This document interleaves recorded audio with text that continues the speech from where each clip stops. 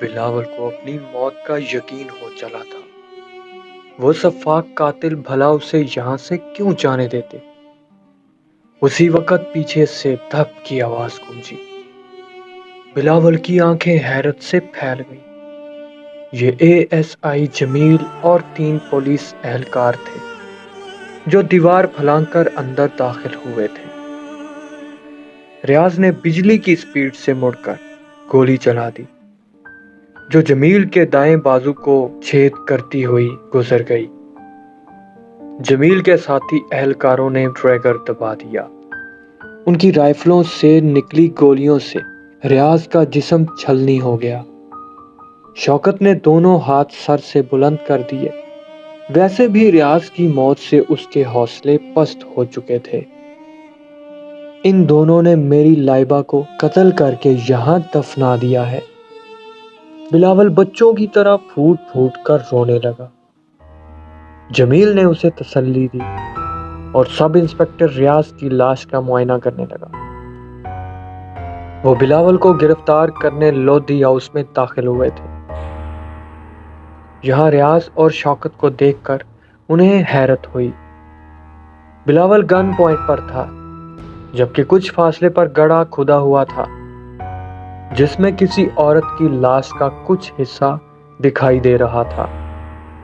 وہ اندر آتے ہی سمجھ چکے تھے کہ معاملہ گڑبڑ ہے۔ بلاول کی جان خطرے میں تھی۔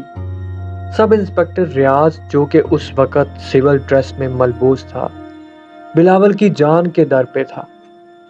ریاض ان کی نظروں میں مشکوک ہو چکا تھا مگر کچھ بھی تھا، ان کا سینئر آفیسر تھا۔ ان کا ارادہ ریاض پر گولی چلانے کا ہرگز نہ تھا، مگر جب ریاض نے مڑ کر جمیل پر گولی چلائی تو اس کے ساتھی اہلکاروں کو مجبوراً فائر کرنا پڑا۔ جمیل نے موبائل فون سے کال کر کے ایمبولینس کو بلا لیا اور ساتھ ساتھ افسران بالا کو واقعہ کی رپورٹ بھی دے دی کہ معاملہ سنگین ہو چکا تھا۔ اس کے ہاتھوں سے پولیس آفیسر ہلاک ہو چکا تھا۔ پھر اس نے پولیس اہلکاروں کو حکم دیا، احتیاط سے کھدائی کر کے لاش کو باہر نکالو۔ صدمے اور دکھ سے بلاول کی حالت غیر ہو رہی تھی۔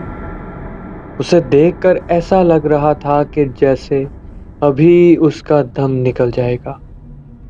اس کی حالت کا اندازہ ہوتے ہی جمیل نے ایک کانسٹیبل کو اشارہ کیا کہ فی الحال بلاول کو یہاں سے لے جائیں۔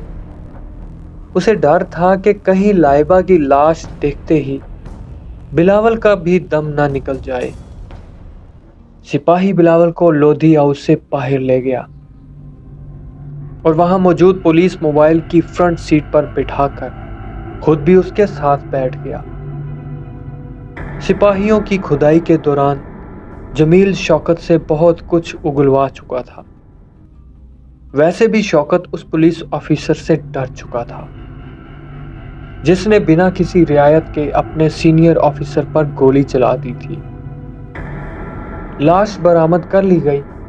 یہی نہیں بلکہ لان سے کھدائی کے دوران 3 لاشیں مزید ملیں اور یہ بھی لڑکیوں کی تھیں۔